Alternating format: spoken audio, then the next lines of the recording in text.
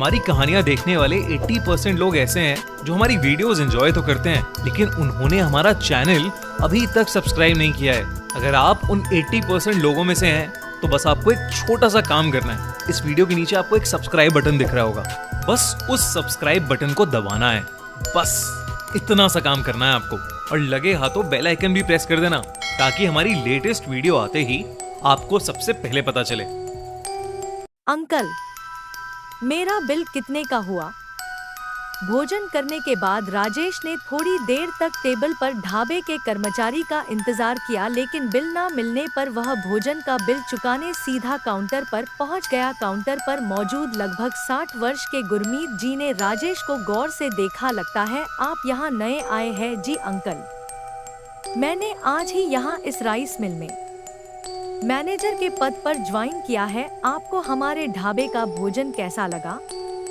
जी, भोजन तो बहुत स्वादिष्ट था, लेकिन आपके ढाबे के कर्मचारी मुस्तैद नहीं है। यहाँ कोई भी आदमी भोजन कर बिना बिल चुकाए यूं ही चला जाए, तब भी इन्हें कोई फर्क नहीं पड़ने वाला। उसकी बात सुनकर गुरमीत जी मुस्कुराए, कुछ बोले नहीं, लेकिन राजेश ने अपनी बात पूरी की। अब मुझे ही देख लीजिए।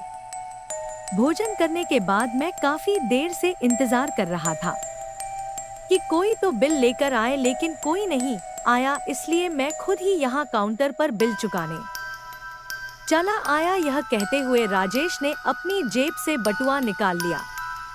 बेटा, असल में मेरे ढाबे का यह नियम है कि यहाँ भोजन करने वालों को भोजन का कोई बिल नहीं दिया जाता है। मैं कुछ समझा नहीं। यहाँ भोजन करने वाला हर ग्राहक खुद आकर काउंटर पर भोजन का स्वाद बताकर अपना बिल चुका जाता है। लेकिन अंकल, पता कैसे चलेगा कि भोजन का बिल हुआ कितने का? आपके यहाँ तो कोई मेनू कार्ड भी नहीं है। बेटा, मेनू कार्ड की कभी कोई जरूरत ही नहीं पड़ी, क्योंकि यहाँ भोजन करने 80% भूखे लोग ही आते हैं, और भूखे आदमी के लिए भोजन मायने रखता है, मेनू कार्ड नहीं। अंकल, मेरे भोजन का बिल कितना हुआ, यह तो बता दीजिए। 5 रुपए, मात्र 5 रुपए। राजेश को मानो विश्वास ही नहीं हुआ। आखिर कोई इतना स्वादिष्ट भोजन भला 5 रुपए में ग्राहक को कैसे खिला सकता है? दाल, चावल, रोटी, सब्जी, पापड़, सबका मिलाकर मात्र 5 रुपए। अंकल, हाँ बेटा, यहाँ भरपेट भोजन का बिल मात्र 5 रुपए ही होता है।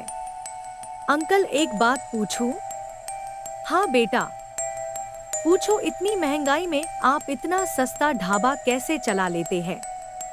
ऊपर वाले की कृपा है बेटा, जो जीवन भर कमाया है वह सब यही छोड़कर जाना है, फिर क्या सस्ता और क्या महंगा। यह कहते हुए गुरमीत जी ढाबे पर भोजन करने के बाद काउंटर पर अपना बिल चुकाने आए एक मजदूर से बातें करने लगे। राजेश मन ही मन कुछ सोचने लगा, और उस मजदूर के वहां से के जाते ही राजेश ने गुरमीत जी से एक और सवाल पूछ लिया। अंकल, इतना सस्ता भोजन खिलाने के पीछे कुछ तो वजह रही होगी? हाँ बेटा, वजह तो है, बताइए ना अंकल। राजेश जिद कर बैठा तो गुरमीत जी ने उस राइस मिल के सामने खड़े ट्रक पर धूप में चावल की बोरियां लादते मजदूरों की ओर इशारा किया।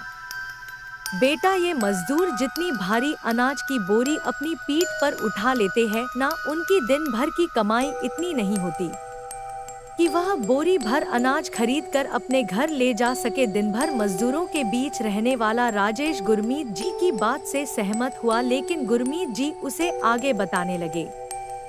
बेटा, मजदूर अपने परिवार का पेट भरने की कोशिश में अक्सर खुद भूखा ही रह जाता है। आप सही कह रहे हैं अंकल। अगर आपका ढाबा हमारी राइस मिल के बगल में नहीं होता, तो जेब में रुपए होते हुए भी शायद आज मैं भूखा ही रह जाता। राजेश बखूबी जानता था कि चाय बिस्कुट से दिन तो कट जाता है, लेकिन वास्तव में भूख नहीं मिटती। उसकी बातों को सुनकर गुरमीत जी मुस्कुराए। मेरे पिताजी मुझसे हमेशा बात कहते थे कि जो लोग अपने दिन भर की कमाई से कई बोरी अनाज खरीद सकते हैं, उन्हें आगे बढ़कर किसी गरीब को मदद जरूर करनी चाहिए। आपके पिताजी की बात से मैं भी सहमत हूँ अंकल, अगर आप बुरा ना माने तो। क्या मैं आपसे एक और बात पूछ सकता हूँ अंकल? जरूर पूछो। इतना सस्ता ढाबा चलाने में आपका मुनाफा क्या होता है?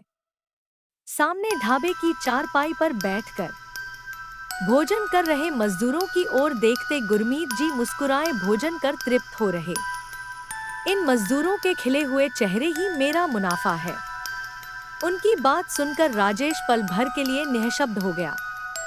लेकिन आज अचानक गरीबों के एक फरिश्ते से मिलकर वह भी पहली बार खुद को इतना तृप्त महसूस कर रहा था।